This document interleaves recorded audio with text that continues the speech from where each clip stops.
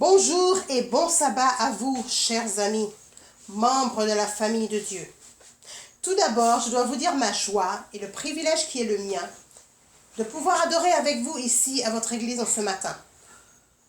Je voudrais aussi vous dire un grand merci. Merci pour l'accueil chaleureux qui nous a été réservé. Nous sommes venus de loin. Nous avons voyagé. Nous étions un peu fatigués quand même en arrivant. Mais Dieu a permis cela aujourd'hui et nous en sommes reconnaissants. Je voudrais dire un spécial merci au pasteur Cadet qui a donné sa permission pour qu'un programme tel que celui-là soit possible ici aujourd'hui. Mais par-dessus tout, je voudrais remercier d'une manière particulière la sœur Sergena Obas, avec qui j'ai été en contact depuis le début, depuis quelques mois déjà, et qui a mis tous les efforts, qui a fait tous les efforts et tout en œuvre pour que ma venue soit possible ici aujourd'hui. Alors merci beaucoup, merci grandement. Dieu aime celui qui donne avec joie. Dieu bénit les efforts. Et nos efforts à tous ont été récompensés ce matin afin qu'on puisse être tous ensemble dans la maison du Seigneur à l'adorer et à l'adorer ensemble. Le message de ce matin s'intitule « Où es-tu? Où en es-tu » C'est une question qui nous est bien familière car à un moment ou à un autre de notre vie, on l'a posée à quelqu'un. Alors je dis bien une question, alors que je dis « Où es-tu » et « Où en es-tu » Mais souvent on a posé la première en pensant à la deuxième et vice-versa, on a posé la deuxième en pensant à la première. Je dis « Où es-tu » mais je sous-entends aussi « Mais qu'est-ce que tu fais là où tu es? Tu es où et tu fais quoi? Donc où en es-tu? » Prions ensemble.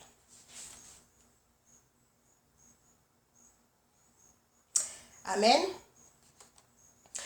Marie voulant commencer une nouvelle vie, voulant prendre son envol pour entrer dans sa propre vie d'adulte, indépendante, décida à l'âge de 28 ans de quitter le foyer familial pour suivre son futur mari et s'installer dans ce grand pays qu'est le Japon. À des kilomètres de ses parents, de sa famille, de ses frères et sœurs, de ses amis. Marie vivait une vie paisible dans cette nouvelle terre d'accueil qui la recevait. Elle donnait régulièrement des nouvelles à sa famille. Elle appelait souvent ses parents, elle appelait souvent ses amis et tout le monde savait où elle en était et ce qu'elle faisait. Le 11 mars 2011, à 14h46, un séisme de magnitude 8,9 suivi d'un tsunami dévastateur secoua le Japon. Et la ville de Sendai, où se trouvait Marie, fut particulièrement touchée avec plus de 10 000 morts et disparus et de grands dégâts matériels en tout genre. Très vite, la nouvelle parcourt le monde entier. Et bien sûr, les parents et amis de Marie sont inquiets, car Marie ne donne pas de nouvelles depuis 3 jours. Et les interprétations les plus lugubres et les spéculations les plus sombres sont dans tous les esprits. La connexion téléphonique et radiophonique n'étant pas rétablie, Marie ne donne pas de nouvelles, on n'a aucune nouvelle de Marie. Alors, les amis de Marie, la famille de Marie se sont relayés pendant ces 3 jours sur la toile du web, sur Internet, envoyant des dizaines de milliers de courriels de tout genre, disant « Marie, où es-tu? Marie, que fais-tu? Marie, où en es-tu? Donne des nouvelles !» Alors bien sûr, c'était un moment intense d'angoisse, un moment intense de peur, un moment intense de questions en tout genre, d'inquiétude. Alors bien sûr, les prières sont montées vers Dieu.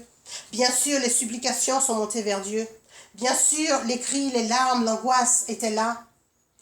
Et le Seigneur a répondu aux prières. Marie fut retrouvée 3 jours après, saine et sauve. Alors à cela, on dit Amen, Alléluia, gloire à Dieu. Dieu a sauvé Marie. Marie, où es-tu? Paul, où es-tu? Virginie, où es-tu? La question « Où es-tu » traduit souvent chez l'humain une inquiétude, une interrogation intéressée face à la condition de l'autre, de l'être aimé, de ses parents, de ses amis, de ses proches. On cherche à savoir, on cherche à avoir des nouvelles, on cherche à savoir et à comprendre. On veut se rassurer pour soi-même, mais aussi par intérêt pour l'autre. Sa condition nous interpelle. On cherche son bien-être. Et souvent, à cette question, on espère bien entendre la réponse « Ne t'inquiète pas, tout va bien, je suis là ». La question posée à un moment donné sous-entend que quelque chose a changé. Si je ne l'ai pas posée avant, c'est que je savais où tu étais. Nous avions une routine, nous avions une relation. Où es-tu maintenant? Pourquoi n'es-tu plus là où tu étais avant?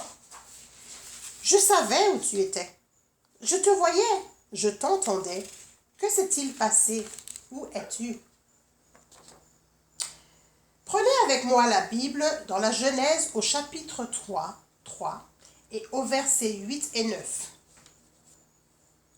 Alors quand vous l'avez trouvé, vous dites Amen. Genèse chapitre 3, versets 8 et 9. Amen. Et ils entendirent la voix de l'Éternel Dieu qui se promenait dans le jardin au vent du jour. Et Adam et sa femme se cachèrent de devant la face de l'Éternel Dieu au milieu des arbres du jardin. Et l'Éternel Dieu appela Adam et lui dit, « Où es-tu » Nous voyons ici que Dieu aussi pose la question. « Où es-tu, Adam » Dieu cherche Adam. Le cherche-t-il vraiment? Ne sait-il pas où Adam se trouve? Lisez avec moi dans Ésaïe 40, les versets 26 et 28. Ésaïe 40, versets 26 et 28, nous lisons « Levez vos yeux en haut et regardez. Qui a créé ces choses? Qui fait marcher en ordre leur armée? Il les appelle toutes par leur nom. Par son grand pouvoir et par sa force puissante, il n'en est aucune qui fasse défaut. Pourquoi dis-tu Jacob? Pourquoi dis-tu Israël? Ma destinée est cachée devant l'Éternel. Mon droit passe inaperçu devant Dieu. Ne le sais-tu pas? Ne l'as-tu pas appris? C'est le Dieu d'éternité, l'Éternel qui a créé les extrémités de la terre. Il ne se fatigue point, il ne se lasse point. On ne peut sonder son intelligence. Nul ne peut sonder son intelligence. Alors dites-moi, pourquoi dit-il « Où es-tu » Dieu sait où tu es. Il sait où tu en es. Lisons maintenant dans Genèse 4 au verset 9. Seulement la première partie. Genèse 4 au verset 9. Amen. L'Éternel dit à Caïn, « Où est ton frère Abel? Où est Abel, ton frère? » Voilà encore qu'il pose la question à Caïn. C'est pour le moins étonnant, car Dieu est tout-puissant. Il est omniscient, il est omnipotent. Alors que signifient ces questions? Où es-tu? Où est ton frère? Nous voyons dans la suite de ces textes qu'une réponse lui est donnée. Remarquez qu'Adam, tout comme Caïn, ne s'étonne pas de la question, mais il donne une réponse. Lisons ensemble ce que répond Adam dans Genèse 3, verset 10. Genèse 3, le verset 10. « J'ai entendu ta voix et j'ai craint, parce que je suis nu et je me suis caché. » De même, au verset 9 du chapitre 4, Caïn répond, « Je ne sais pas. Suis-je le gardien de mon frère, moi ?» Et cela suscite une deuxième question de la part de Dieu. « Qu'as-tu fait? Qu'as-tu fait » Nous assistons ici à un dialogue, un échange de questions et de réponses. Dieu entre dans une communication avec l'homme. La question « Où es-tu » me pousse à réfléchir, car je dois donner une réponse. Cette question me pousse à m'analyser moi-même. Où es-tu? Que fais-tu? Où en es-tu? Alors, bien souvent, celui qui pose la question espère fortement une réponse. Ne va-t-on pas vers l'autre avec la question dans le but d'aller plus loin dans la démarche, plus loin dans la communication? Ne veut-on pas comprendre? Ne veut-on pas entrer dans les détails? Ne veut-on pas prêter main forte et apporter une solution s'il y a un besoin? Nous reviendrons sur ce dernier aspect un peu plus loin. où es-tu? Où en es-tu? Qu'est-ce qui a changé depuis la dernière fois où je t'ai vu? Où je t'ai parlé? Nous les humains, nous n'aimons pas le changement. On fonctionne beaucoup par habitude. On se construit un petit cocon nécessaire à son équilibre, avec en toile de fond ceux qui nous sont chers, nos amis, nos parents, nos familles. Et quand l'un d'eux vient à manquer à l'appel et que l'habitude est rompue, alors la question fuse. Où es-tu? On avait l'habitude de se voir, de discuter, d'interagir ensemble. Pourquoi les choses ont-elles changé? Pourquoi les choses ont-elles changé? Dieu avait une communication avec Adam. Dieu parlait avec Adam. Que faisait Dieu dans le jardin? La Bible nous dit qu'il se promenait. L'Éternel se promène dans le jardin. L'Éternel visite sa création. Il visite sa créature. N'est-ce pas là une relation? Un échange? Une communication? Adam était tous les jours au rendez-vous. Le Seigneur passait du temps avec lui. Qu'est-ce qui a changé? Adam n'était plus au rendez-vous. Où es-tu, Adam? Pourquoi n'es-tu plus là? Arrêtons-nous un instant sur l'histoire du prophète Élie. Le prophète Élie s'échappa et partit loin pour fuir la colère de Jézabel, car il a craint pour sa vie. Lisons ensemble ce récit dans 1 Roi 19, les versets 1 à 10. 1 Roi, chapitre 19, les versets 1 à 10. Quand vous l'avez, vous me dites Amen. Ça, je sais que je peux commencer. 1 Roi 19, les versets 1 à 10. Amen. Akab rapporta à Jézabel tout ce qu'avait fait Élie et comment il avait tué par l'épée tous les prophètes. Jézabel envoya un messager à Élie pour lui dire « Que les dieux me traitent dans toute leur rigueur si demain à cette heure je ne fais de ta vie ce que tu as fait de la vie de chacun d'eux. » Élie, voyant cela, se leva et s'en alla pour sauver sa vie. Il arriva à Beersheba, qui appartient à Juda, et il y laissa son serviteur. Pour lui, il alla dans le désert, où, après une journée de marche, il s'assit sous un genêt et demanda la mort en disant « C'est assez maintenant, Éternel, prends mon âme, car je ne suis pas meilleur que mes pères. » Il se coucha et s'endormit sous un genêt. Et voici, un ange le toucha et lui dit « Lève-toi, mange. » Il regarda, et il y avait à son chevet un gâteau cuit sur des pierres chauffées et une cruche d'eau. Il mangea et but, puis se recoucha. L'ange de l'Éternel vint une seconde fois, le toucha et dit « Lève-toi, mange, car le chemin est trop long pour toi. » Il se leva, mangea et but. Et avec la force que lui donna cette nourriture, il marcha 40 jours et 40 nuits jusqu'à la montagne de Dieu à Horeb. Et là, il entra dans la caverne, et il y passa la nuit. Et voici la parole de l'Éternel lui fut adressée en ces mots. « Que fais-tu ici, Élie ?» Il répondit, « J'ai déployé mon zèle pour l'Éternel, le Dieu des armées, car les enfants d'Israël ont abandonné ton alliance. Ils ont renversé tes autels, et ils ont tué par l'épée tes prophètes. Je suis resté, moi seul, et ils cherchent à m'ôter la vie. » Élie aimait le Seigneur. Élie aimait la cause de Dieu. Il était triste de la condition du peuple. Mais plus encore, il dit « J'ai été ému de jalousie pour l'Éternel. » Il ressentait ce que ressentait Dieu. Le peuple s'était détourné de Dieu vers les idoles et Élie en était offusqué. Il tua les prophètes de Baal. Maintenant, Élie craint pour sa vie, car, bien sûr, cela a suscité la colère de Jézabel et sa condamnation à mort a été prononcée. Qui ne prendrait la fuite en avant devant des adversaires aussi farouches, cherchant à lui ôter la vie? Même les plus téméraires, je pense, prendraient leurs jambes à leur cou et détaleraient. Alors, je me rappelle qu'étant petite, J'avais peur des animaux. De tous les animaux, même des plus petits, des plus insignifiants. Et souvent, lorsque je jouais dans la cour et que je voyais approcher une poule, ben oui, une poule, croyez-moi, je m'enfuyais à toutes jambes.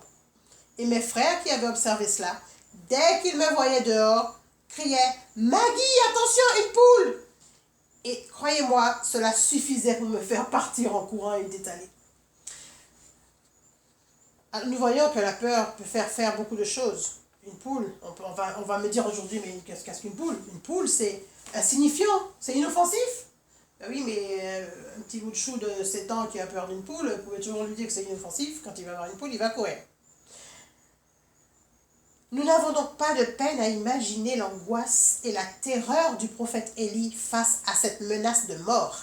Là, il ne s'agissait pas d'une poule, c'était une vraie menace de mort. « Où es-tu, Élie » Le Seigneur ne l'a pas laissé tomber. Tout comme Adam, il est venu à sa recherche. Remarquez que le Seigneur se déplace toujours. Il revient vers sa créature. Il ne l'abandonne pas à son sort. « Que fais-tu ici » lui dit-il.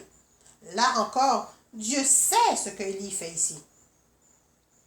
Pour ceux d'entre nous qui sont des parents, on a le souvenir de nos petits pleurant, en pleine crise, inconsolables, après une dispute entre frères, ou à cause d'un jouet cassé, ou encore une chute dans les pierres. Que disons-nous en tant que parents? Dans ces cas-là, on dit quoi? On dit, qu'est-ce qu'il y a? Que s'est-il passé? Pourquoi pleures-tu? Ça fait mal où? Etc., etc. On pose des questions, on pose beaucoup de questions parfois. Mais bien souvent, on a vu la chute. On a été témoin de l'incident.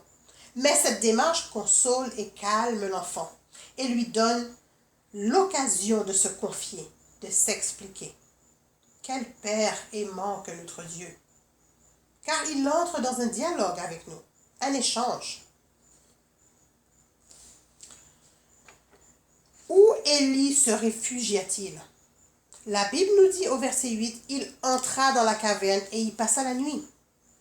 Une caverne, ce n'est pas un lieu fermé, ce n'est pas un lieu ouvert, n'est-ce pas? C'est un lieu fermé, à l'abri des regards. Un endroit où on se met à l'abri, un endroit où on se met à l'abri en cas de danger, un lieu où on se cache. Un lieu où on se cache. Pourquoi nous cachons-nous? De quoi avons-nous peur? Ellen White, dans Prophètes et Rois, page 123, en parlant d'Élie, a écrit « Si le refuge d'Élie sur le mont Horeb était caché aux hommes, il n'était pas inconnu du Seigneur. Lassé, découragé, le prophète n'était donc pas seul pour lutter contre les puissances des ténèbres. Dieu vint s'entretenir avec lui par le moyen d'un ange majestueux à l'entrée de la caverne où il s'était retiré. Ce messager du ciel s'enquit de ses besoins et il lui fit comprendre clairement quels étaient les desseins de la providence à l'égard d'Israël. Dieu vient à nous, il nous cherche. Où es-tu? Le temps a passé, l'eau a coulé sous les ponts depuis notre première rencontre avec Dieu. Nous avons prié, nous avons prêché, nous avons défendu la cause de Dieu. Nous avons chanté, Seigneur, nous t'aimons, nous voulons faire ta volonté. Nous nous sommes attachés au Seigneur, nous avons persévéré et puis nous avons brillé. Et nous avons attiré des âmes à Dieu et nous avons reflété son amour, sa grâce et le monde nous a admirés. Nos voisins, nos collègues, nos familles ont salué notre engagement, notre adhésion au Seigneur. Alors nous avons persisté, nous avons persévéré dans notre vie pour le Seigneur et alors nous avons agacé. Agacé? Pourquoi? Parce que le monde a pris une autre direction et de plus en plus l'écart se creuse. Nous sommes dans le monde mais nous ne sommes pas comme le monde. Alors nous agaçons. Oui, nous agaçons. Qu'avez-vous à être des végétariens alors que tout le monde mange de la viande? Pourquoi prenez-vous du chocolat chaud lorsque vos collègues prennent un café? Pourquoi allez-vous à l'église le samedi alors que tout le monde y va le dimanche? Quoi? Vous n'allez pas au cinéma? Comment est-ce possible? Alors bien sûr, on a commencé à déranger, car on a pris pour de bon un autre chemin. Les épreuves de la vie ne se sont pas fait attendre. On a lutté, on a prié, on a imploré le secours du Très-Haut. Et puis on a demeuré là, sur ses gardes, surveillant et appréhendant le prochain coup qui sera frappé, la prochaine épreuve. L'ennemi a tout essayé. Certains se sont engouffrés dans l'illusion et le mirage. D'autres, déçus, se sont tenus loin de la désillusion, loin des belles paroles, loin des promesses creuses. Le temps nous a paru long. Le temps nous paraît long. Où es-tu, Marie? Où es-tu, Pierre? Où es-tu, Paul? Il nous a dit à la page 126 de Prophètes et Rois, l'apostasie qui règne de nos jours ressemble étrangement à celle qui florissait du temps d'Élie. Des foules aujourd'hui suivent encore Baal, en élevant l'humain au-dessus du divin, en élevant les chefs populaires, en adorant Mammon, le dieu de la richesse, en plaçant les sciences au-dessus des vérités des Saintes Écritures. Et nous, qu'avons-nous fait? Nous nous sommes réfugiés dans nos cavernes. Le monde a-t-il fait des menaces? A-t-il dicté sa loi? Le système a-t-il érigé des standards? La peur et l'insécurité règnent. Alors, allons-nous nous réfugier dans nos cavernes? Alors, allons-nous nous réfugier dans nos cavernes? La peur et la sécurité a dicté notre conduite. Nous sommes devenus dépendants d'un système mondial qui rythme notre quotidien. Nous sommes dans nos cavernes, occupés à chercher des moyens de nous en sortir. Et vous savez quoi? Nous avons oublié la foi. Nous avons oublié la foi. Car nous sommes occupés à parer le prochain coup qui va tomber. C'est pas très actif. Pas très actif comme façon d'attendre le retour du Seigneur. Seigneur, on a peur. Oui, on a peur, bien sûr, on a peur. Nous sommes des humains. Alors on doit s'en sortir. On doit trouver le moyen de s'en sortir. On doit s'occuper par 1000 façons de sortir la tête de l'eau. Et nous avons oublié la foi. Ne vous inquiétez pas, dit le Seigneur. Je sais ce dont vous avez besoin. Prends ma bannière et lève ma croix. Je me charge du reste. Où es-tu? Où en es-tu? Le Seigneur revient bientôt. Et nous ne sommes pas les seuls à le savoir. Nous ne sommes pas les seuls à le savoir. La Bible nous dit, « Malheur à vous, habitants de la terre et de la mer, car le diable est descendu vers vous, animé d'une grande colère, sachant qu'il a peu de temps. » Dans Apocalypse 12, verset 12.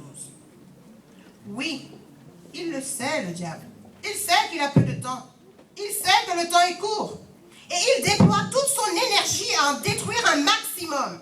Il nous est dit dans Apocalypse 12 et au verset 17 que le dragon alla faire la guerre au reste de la postérité de la femme, à ceux qui gardent les commandements de Dieu et qui ont le témoignage de Jésus-Christ. Oui, chers amis, la guerre, c'est ce que dit la parole de Dieu. Il alla faire la guerre. Nous sommes en état de siège. Cette guerre est cosmique. Elle est spirituelle. Et nous y sommes engagés. Malgré nous, on ne peut pas rester assis là à attendre le prochain coup parce que nous nous sommes engagés. En ayant dit oui à Jésus, par notre acceptation du salut en Jésus-Christ, nous nous sommes engagés à la bataille. Nous avons dit oui à Jésus. Nous nous y sommes engagés. Jésus nous dit qu'il est venu apporter non la paix, mais l'épée. Des coups sont frappés et nous les esquivons. Nous les esquivons. Nous passons plus de temps à parer des coups qu'à en donner. Alors laissez-moi vous dire une chose. Le soldat engagé dans un combat tire des coups à bout portant sur le camp adverse. Parce que s'il ne fait pas ça, eh bien, il va mourir, le pauvre soldat. Parce que lui, pendant qu'il ne tire pas de coups, le camp adverse, eux, ils vont tirer des coups et des balles à bleu, des balles et pas à blanc, à mon avis, pas à blanc. Ils vont tirer des balles vers lui. Et s'il ne se protège pas et il ne donne pas la riposte, eh bien, c'est un soldat mort. Donc, il tire des coups dans le camp adverse. Alors, aujourd'hui, on parle de guerre. On parle de combat. On parle de bataille. Quelles sont nos armes? Avec quelles armes allons-nous nous battre? Nous connaissons nos armes. Nous les connaissons. Dans Éphésiens 6, nous les connaissons et nous les répétons très souvent. La ceinture de la vérité, la cuirasse de la justice, les chaussures de l'évangile, le bouclier de la foi.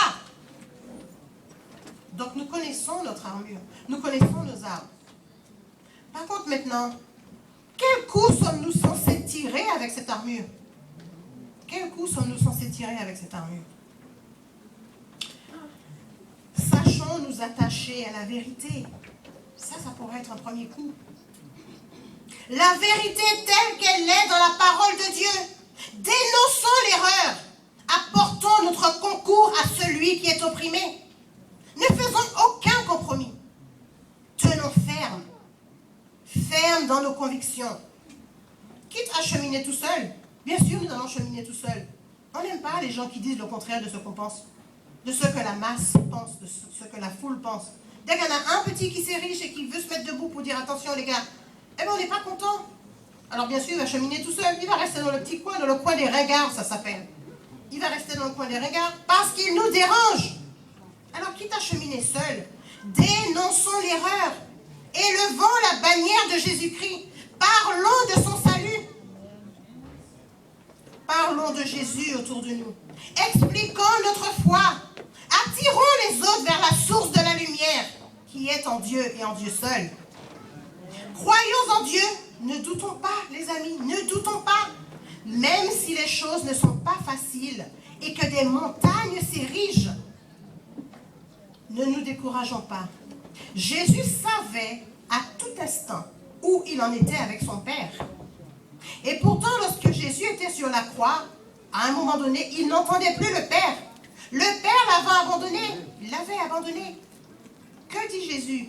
Jésus dit, Père, Père, pourquoi m'as-tu abandonné? Et c'est vrai, le Père l'avait abandonné. Par contre, il dit, Père, pourquoi m'as-tu abandonné? Il a bien cette conscience que son Père n'est plus là. Mais que dit-il? Il dit, Père, tout est accompli. Donc il savait où on était avec son Père.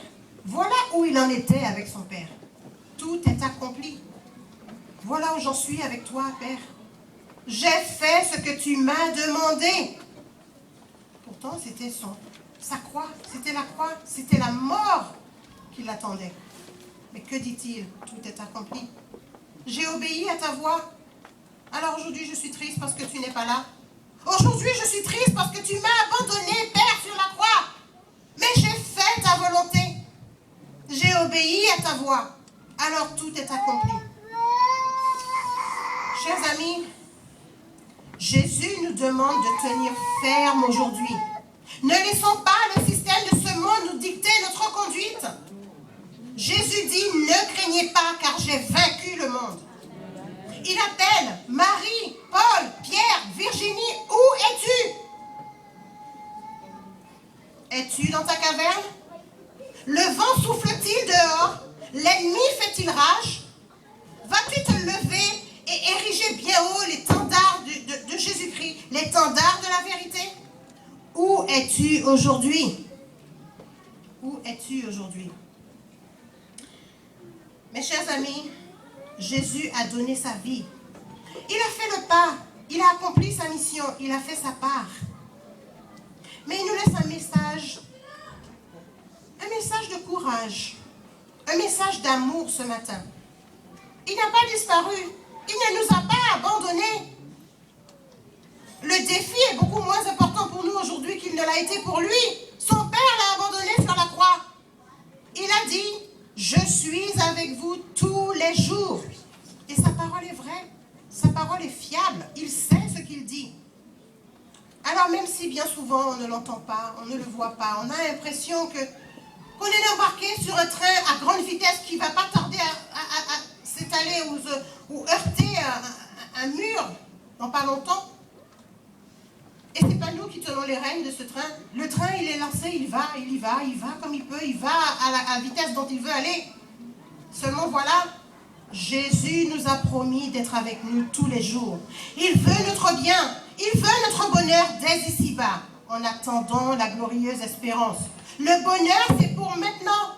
Et le bonheur, c'est pour ici, dans ce monde. On a du mal à le croire. Quand on voit autour de nous ce qui se passe, on se dit, mais non, c'est pas possible. Qu'est-ce qu'elle raconte?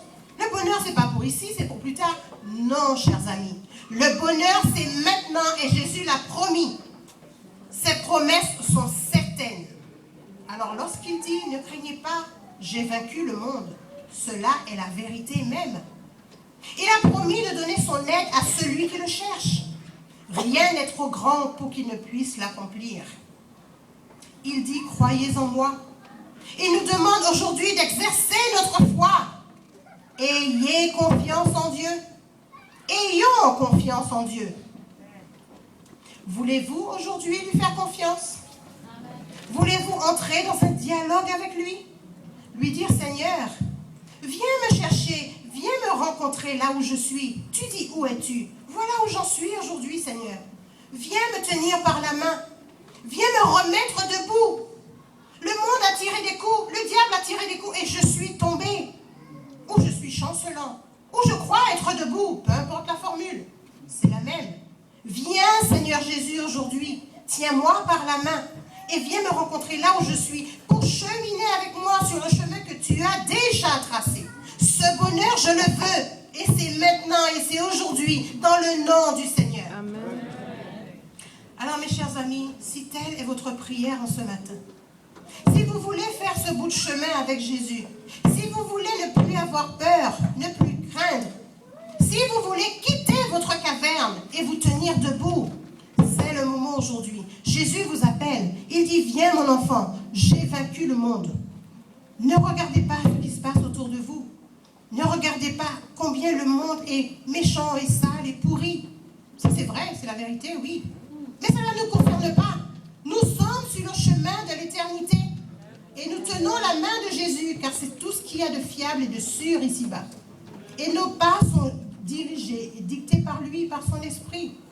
Alors, si telle est votre prière aujourd'hui, votre désir ce matin, levez-vous avec moi ce matin et demandons ensemble au Seigneur de tenir notre main afin que nous n'ayons plus peur. Mettez-vous debout avec nous et nous allons avoir cette prière avec le pasteur. Le pasteur va prier pour vous afin que votre foi soit affermie en Dieu, que votre foi soit consolidée et que vous ayez devant les yeux